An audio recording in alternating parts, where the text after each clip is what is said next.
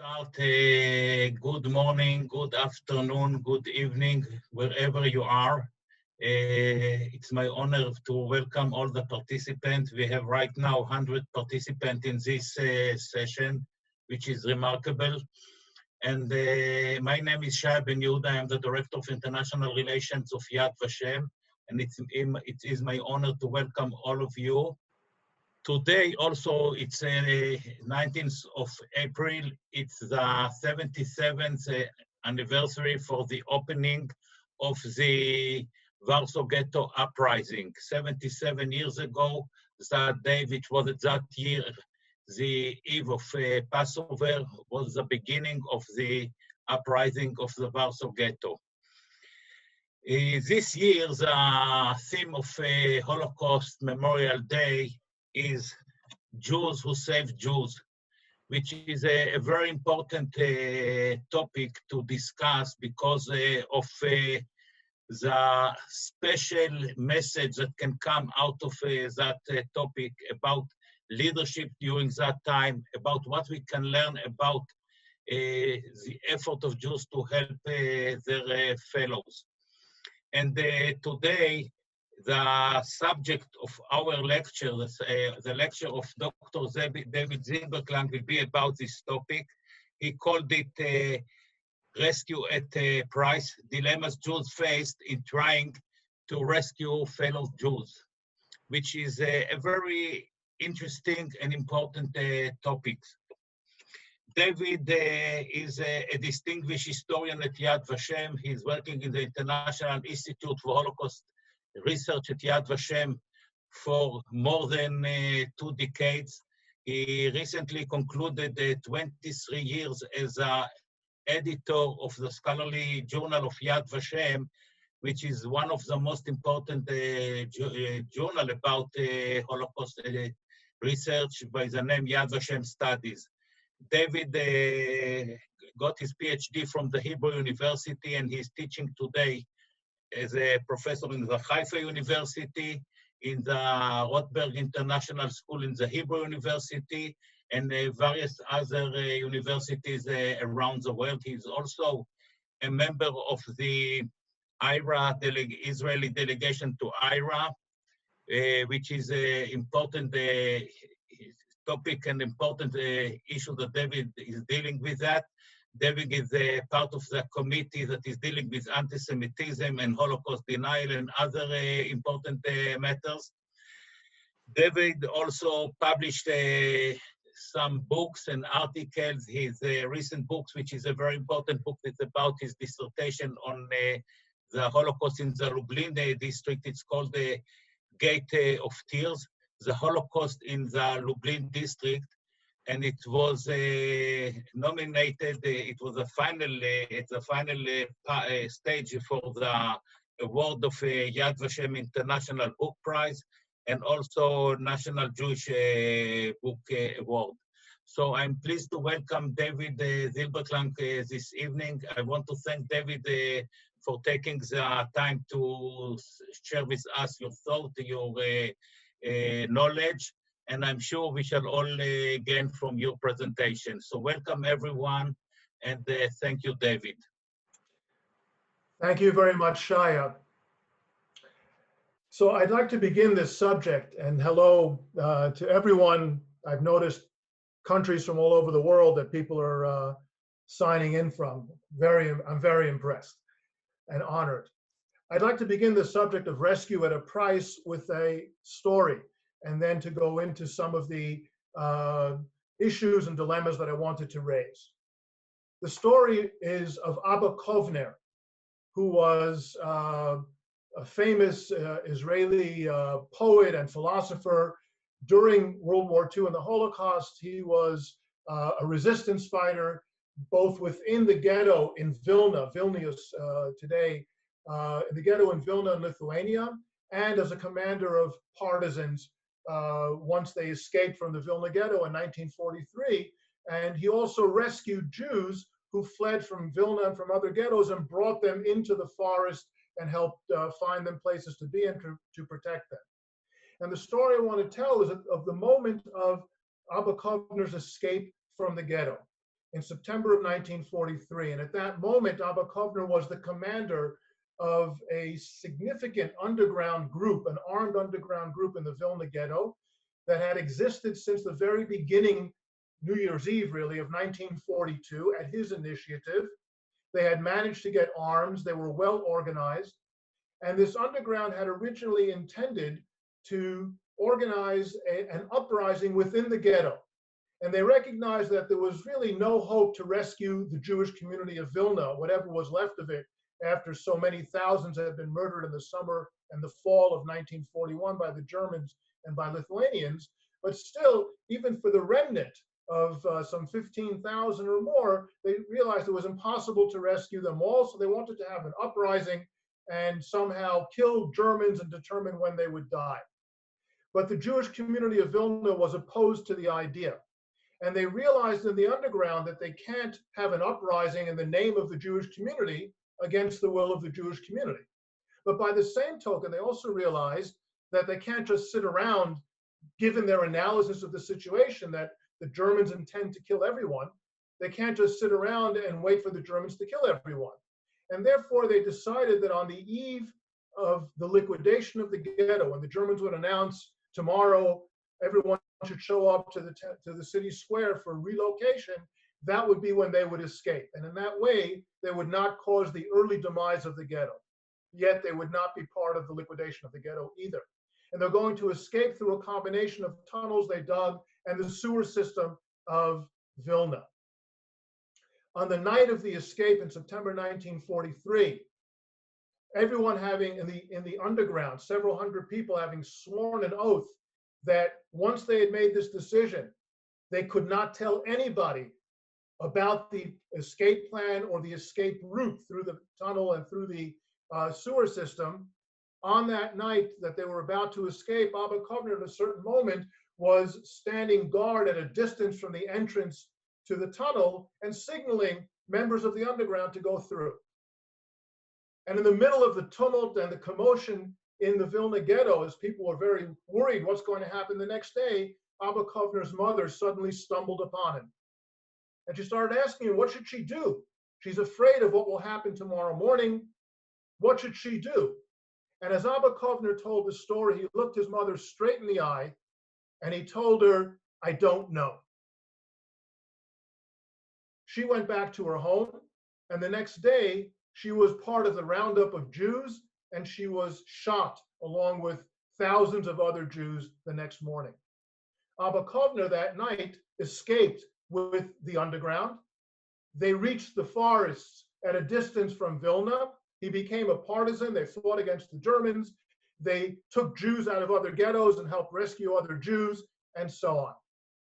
Years later, decades later, Abba Kovner, looking back at this story, raised a question that he had been struggling with, and I think he struggled with to the end of his life. And he died, if I remember correctly, in 1989. And he said, should he be remembered as he is, as a hero of the Jewish people, as a hero during the Holocaust, who was an underground leader, who rescued other Jews who had managed to flee from ghettos, and was a partisan and all that? Or should he be remembered as someone who betrayed his own mother when she came to him asking him what she could do to save herself? And I think that in that story, we already have an indication of what some of the dilemmas and terrible issues that Jews faced were during the Holocaust. The subject of Jews rescuing Jews during the Holocaust is one in which we find many stories that are full of courage, of heroism, initiative, resourcefulness, of course, and very often a very deep-seated and basic goodness among these people who are trying to rescue other Jews. But at the same time, we must always bear in mind that this is a very human subject with complex stories that are not always simple black and white, good and bad. They're stories in which there are many, many gray areas that Jews have to grapple with, facing impossible dilemmas in the issues that the Nazis forced upon them, in the conditions in which the Nazis had thrust them during the Holocaust. And I want to raise a number of those dilemmas. There were very many. We could spend a whole evening discussing them, but I want to raise just a number of those dilemmas, and maybe if I succeed here, I'll put just some of that on a screen. In terms of the dilemmas, the first dilemma that we need to understand that Jews faced is the dilemma of rescuing Jews from what? That is, they had to understand what the Holocaust was before they could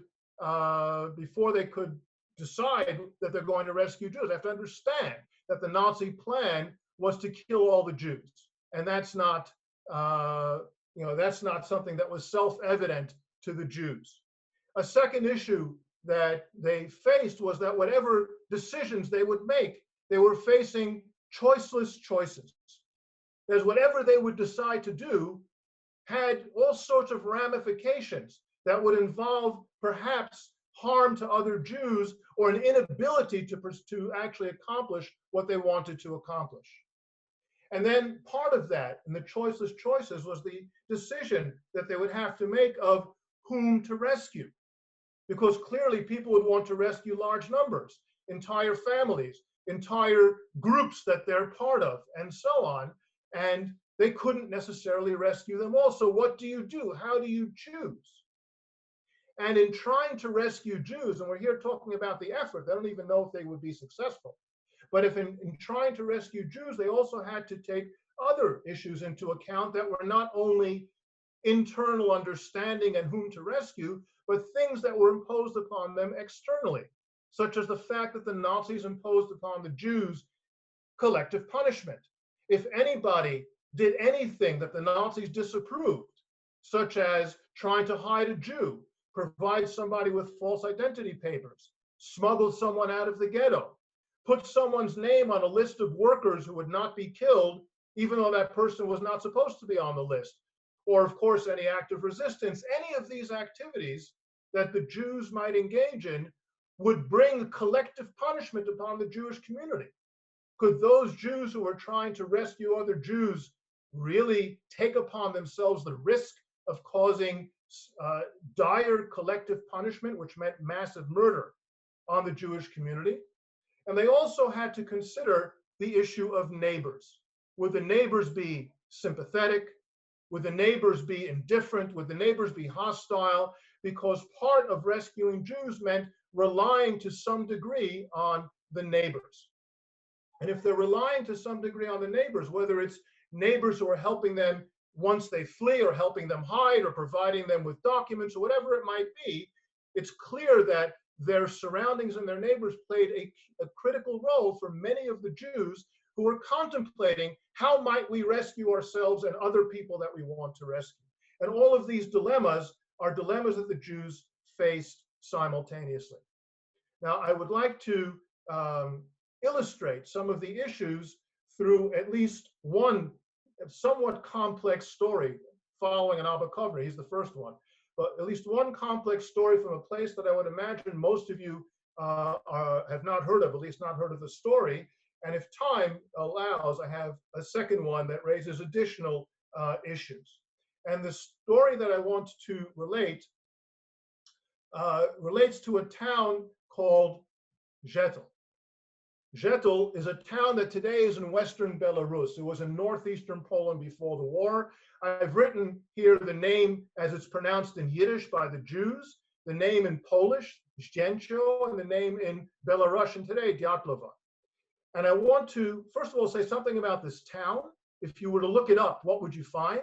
And then the names on the screen of those people are the people whose story I want to tell. First of all, the town. The town, if you were to look it up, say in the Encyclopedia of the Holocaust, or in the Encyclopedia of the Ghettos during the Holocaust, Yad Vashem's encyclopedia, or the parallel one produced by the Holocaust Memorial Museum in Washington, or any other source, you would find that Zhetel was a small town that had a majority Jewish population on the eve of World War II and in the beginning of World War II. And it was also a town that had one of the largest, if not the largest, mass escape of Jews during the liquidation of the community. And that's how it's gone down in history within the Holocaust, even though it's a very small town. It's a town that had all of around 4,000 residents. Of those 4,000 residents, about 3,500 were Jews. So they're really a dominant feature in the community. And in 1941, when Germany conquered this town, it was conquered first by the Soviets in 1939, but in 1941, June 30th, when the Germans conquered, they immediately embarked upon harming Jews. They killed the leaders of the community, about 120 people, in July of 1941. They imposed all sorts of restrictions on the Jews after that during the fall and the winter. And then in February 1942, in late February, they imposed a ghetto on the Jews with a fence around it. And that made the Jews dependent on the Jewish community, on their neighboring community to provide them with food. And on April 30th of 1942, the first, as the Jews called it, the Shechita, the first slaughter of Jews happened, what the Nazis would call an Aktion, a murder action, on April 30th of 1942, when about 1,000 Jews out of the 3,500 or so who were in the community were taken out and shot, largely people who could not work.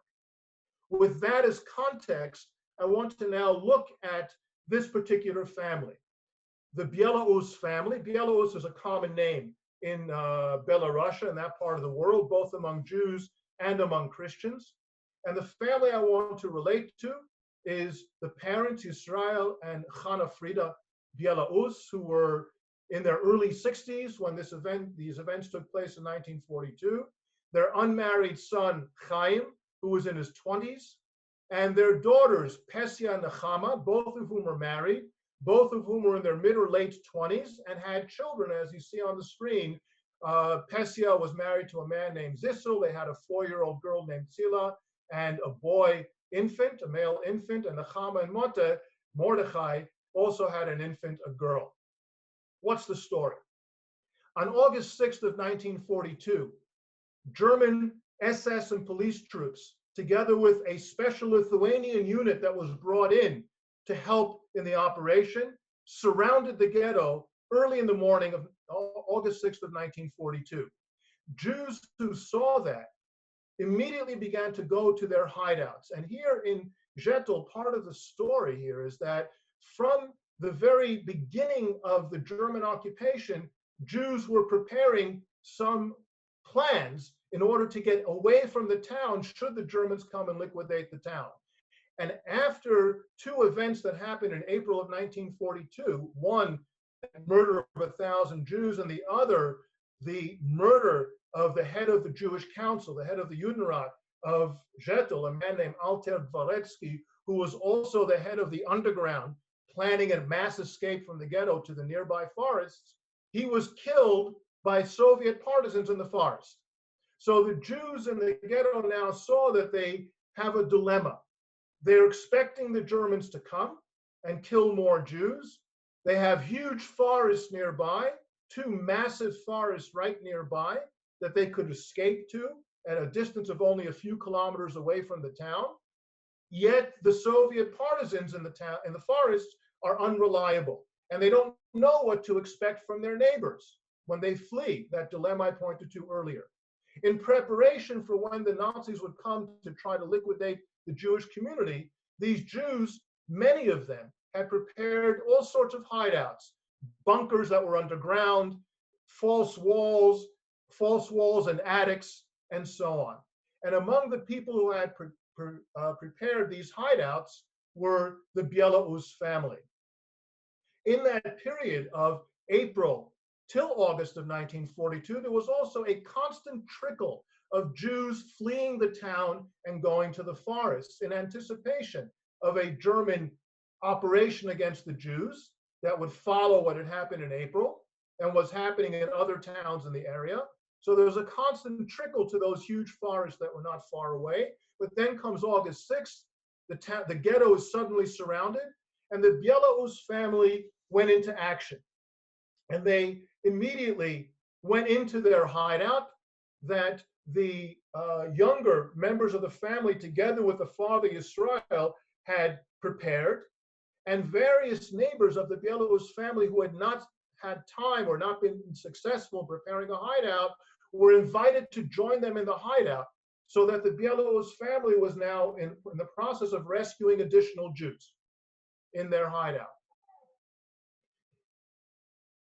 Chaim, who had a work certificate from the Germans, decided that he would go and report to the town square where the Jews were meant to report, because he thought that he had a chance to survive. They might take him to work. But all the other Belarus families stayed in the hideout, in this attic. On that day, when Chaim reported, he was indeed selected to go to work, and he was taken to another town where there was a forced labor camp, a town called Novogrudek. We'll talk about that in a moment.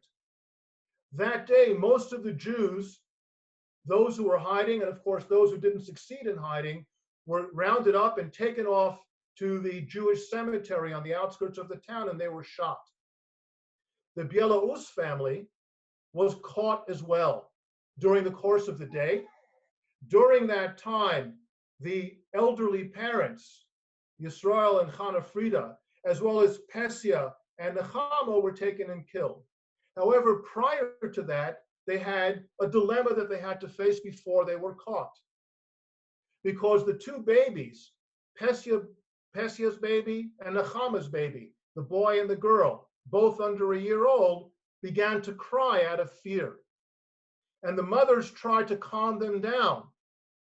And they tried to give them pacifiers, tried to give them drinks, whatever they could do to calm them down, and they couldn't calm them down. But they have something like 15 or 20 people hiding in this bunker, the family and the additional people who came in. So they reached a terrible conclusion. The only way that they can rescue the people who are hiding there is if they smother the two children.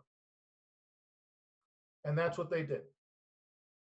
And the adults, we don't know for sure which of the adults, but it was an agreement in the attic, smothered the two infants.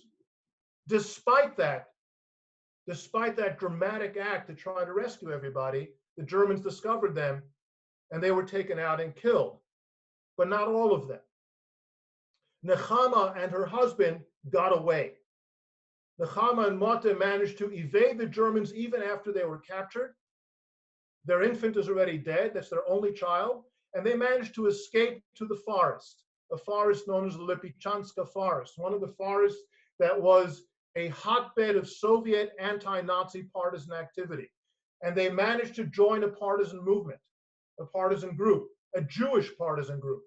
And that Jewish partisan group was also actively gathering Jews who had fled. And on that day from Zetel, several hundred Jews got away. Most of them were caught, but several hundred got away and fled to forests. So they're busy gathering these Jews. They find arms, they join the partisans, now they're busy fighting the Soviets. However, both Nechama and Mate fell in battle in fighting with the Soviets against the Germans during the course of the next year. What about Chaim? Well, Chaim, as I said, went to Novogrudek. In Novogrudek, there was a forced labor camp that was composed, the workers there in this forced labor camp were Jews from the town of Novogrudek, which was the county capital, where Zetel was. It's the county capital of that area. And there were also Jews from Zetel who were brought there and Jews from a few other towns who were brought there. And gradually the Germans liquidated parts of that workforce until by the summer of 1943, a workforce that when Chaim Belarus was brought there in August 42 consisted of about 1,000 people. By summer 43, June, July, there are only 250 left approximately. These 250 Jews maintained in the basement of the barrack in which they were being housed in this forced labor camp, they maintained a secret radio. And they would listen at night on that radio for news from around the world. They would sometimes pick up the BBC or Radio Moscow or even German radio if it would give them some news. And in the news, they heard in June of 1943 about the Warsaw Ghetto Uprising, which Ishaya indicated began today, 77 years ago. They heard about that and they were inspired. They said, if those people locked up in a ghetto could do that, we can do something too. Given the fact that they were very close to huge forests where there was extensive partisan activity, they decided what they should do is try to get out of the camp and make it to the forests and become partisans. And maybe they can rescue other Jews. So they began digging a tunnel in the summer of 1943. They had an exact measurement of how far it was to the edge of the camp, the perimeter fence, and they dug the tunnel around 200 meters, which was a little bit beyond the perimeter fence. The tunnel was very small, but they had a few people who were skilled at this work, who knew how to reinforce the walls and make sure they wouldn't collapse during the work, and they planned the escape. And in planning the escape, they agreed that everyone is going to escape. Although there were people who were ill, such as the person whose name I have on the screen there, Idil Kagan, who was a 15-year-old boy who had tried to flee the previous winter and had failed, but had frozen while he had fled, and he had suffered from frostbite, and as a result of that, gangrene in his toes, and he had to have his toes cut off, and he couldn't really walk well. How do you escape if you can barely walk? But what they decided to do was to take him, take the elderly people, take the people who had taken ill. If they're escaping, everybody gets out because they know whoever stays behind is going to be killed. And then on September 26, 1943, the eve of the Sukkot holiday, the tabernacle holiday of that year, they escaped. And more than half of them made it to safety, to the forest, joined partisans, brought in other Jews, brought them to family camps and helped rescue others, while they also joined fighting units and fought against the Germans. Chaim Bielaus was one of the leaders in making this entire plan. He was a mechanic, and he had great skill working with metal and with electricity and with making air holes in the tunnel so they could go through and have air. And he was an important part of planning also the fact that everybody would be taken. Unfortunately, Chaim Bielaus, when he went out, was caught shortly after he exited from the tunnel, and he was shot and killed. He didn't make it. So when we look at the Bielaus family, it's a tragic story. Nobody survived from this entire family. Yet we see acts of effort to try to rescue people. In the case of Chaim Bielaus, a successful rescue, because more than half the people who fled in that tunnel actually survived. And he had a major role to play in that, even if he did not survive himself. That's the one story. I see we still have a few minutes, and I want to briefly relate the other story and then wrap up some of what we've seen here. And the second story relates to the city of Lublin and actually spreads to many other places. One of the last rabbis in the city of Lublin was a man whose name is at the heading here, Tzvi Elimelech Talmud. Rabbi Talmud had been a student and then a teacher once he had gotten his rabbinic ordination in the famous yeshiva known as Yeshivat Chachmei Lublin. It's a magnificent building that is still standing today in the city of Lublin. Now it's a hotel, but it commemorates as an exhibition commemorating this yeshiva. And he maintained a clandestine correspondence with very many rabbis that he had been friendly with in the yeshiva. Some of the letters that he wrote to one of those rabbis, the first name that you see on the screen there, Chaim Aryeh Berglas, have survived because he kept copies in his own archive, and the archive of the Jewish community of Lublin during the war survived. So we have a few of the letters that he wrote, the copies that he maintained of those letters. He wrote in Hebrew, in beautiful rabbinic Hebrew. In the letter that he wrote around October 5th of 1942, the end of the Sukkot holiday of that year, he related to Rabbi Berglas his correspondence and news from other rabbis whom they both knew. And I want to read with you, and I'll put it on the screen in a second, what he had to say about the rabbi whose picture you see here. Rabbi Moshe Friedman, who was known as, he was a Hasidic rabbi, known as the Rebbe of Boyan. The Boyan Hasidim still exist today. They're an active Hasidic group. There's a whole story about them. But Moshe Friedman himself was known before the war as someone who, although he had very little means, he was, his income was meager. He was someone who engaged in extensive charitable work and always gave to other people and tried to maintain the poor people in the community. During World War II, he began the war in Krakow. He moved to the city of Tarnow, which is a little bit east of Krakow in southern Poland, and Rabbi Talmud maintained a correspondence with him. I should say the Rebbe of Boyan, Moshe Friedman, also from 1933 until the war broke out, was the spiritual leader of the yeshiva, Chachmei Lublin, where Tzvi Elimelech Talmud and Chaim Aryeh Berglas had both gotten their ordination and then were teachers until the war broke out. What I'd like to read with you then is this excerpt from the letter. It's a very long letter, so we'll just read this excerpt where he relates news about Moshe Friedman.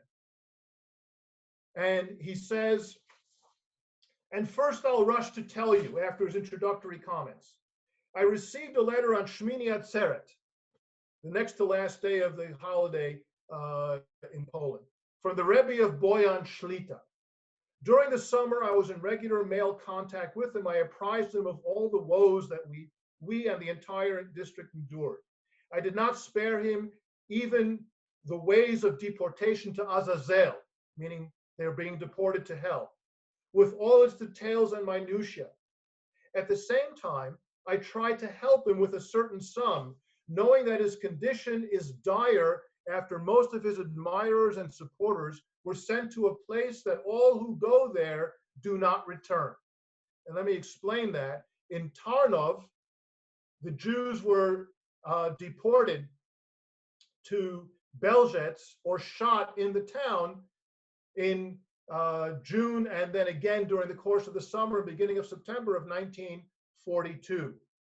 And the Rebbe of Boyan, Moshe Friedman, had been maintained by people there who knew him and were keeping him alive and providing with money and food. So Rabbi Talmud is saying, I knew that all those people had been killed.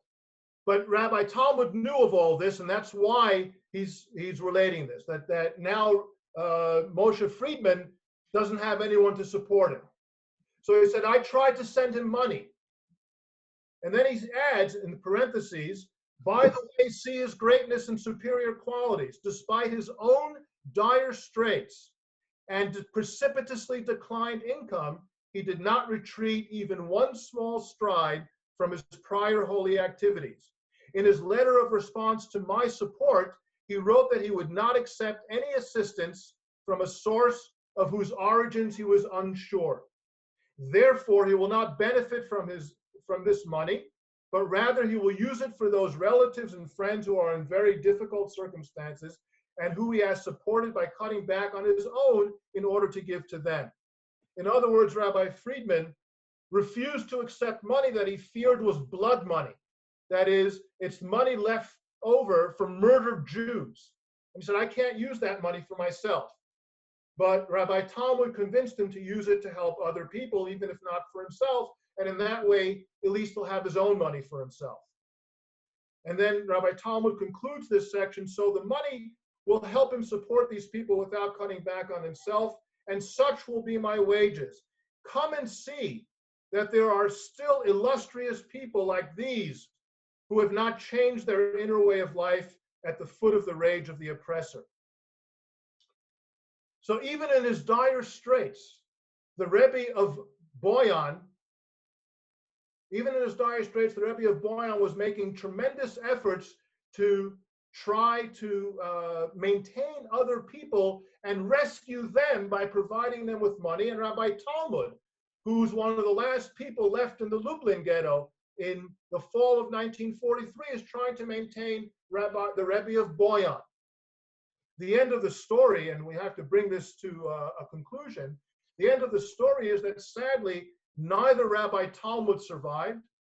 He was killed in Majdanek in May 1943, nor did Moshe Friedman, the Rebbe of Boyan, who was killed in Auschwitz in September of 1943, nor even did Chaim Aryeh Berglas of Pinchuv, who managed to almost get rescued by an ultra-Orthodox rescue committee in Switzerland that was sending Latin American passports to Jews in Poland, to all sorts of Jews in Poland. And they had contact with Rabbi Berglas. They knew where he was. And they sent him a passport, a Paraguayan passport. They had bribed the Paraguayan consul in Bern, and the Polish ambassador was helping them do this. And they managed to get the passport or some sort of a document to Rabbi Berglas, and that prevented him from being deported. And he, together with around 250 to 300 other Jews who had similar passports, were sent by the Germans to a special camp that they had created in Vittel in France, a camp where they were interning prisoners, Jewish and not Jewish, whom they hoped to exchange for German prisoners in the hands of the Allies. Unfortunately, at some point, the Germans decided that this wasn't going to work with these Jews who were being interned in Vittel, and in the spring of 1944, they deported Rabbi Berglas and most of those other Jews with these passports, Latin American passports, to Auschwitz. However, some of them actually did survive. And some others who never were sent to Vittel survived in other ways, thanks to the intervention of that committee of rescuers in Switzerland. To wrap it up then, and we need to wrap it up finally. We have to finish, David. Yeah. What I think I've shown here is some of the terrible dilemmas that Jews faced, some of the enormous, insurmountable difficulties they faced when they tried to rescue each other, Jews rescuing other Jews. But at the same time, we need to bear in mind that even if most of the people whom I talked about did not survive, Abba Kovner did, but most of the others did not survive, all of those people played a role in rescue. And in the end, if we look at the town of Zettel, 800 Jews escaped. Half of them survived. Novogrudek, nearly 250 escaped in the tunnel. More than half survived. In the Holocaust, half surviving some kind of activity is a remarkable survival rate. And a lot of that is thanks to the Jews who tried to rescue Jews. Thank you. Wow, David, thank you very, very much for this very special presentation, very special lecture. We all learned tremendously from you this afternoon, this morning, this evening. Thank you very, very much. Good afternoon to everyone, or good evening, or those from Australia, it's already nearly good morning. All the best to all of you, and we shall keep in touch. Thank you for joining us today.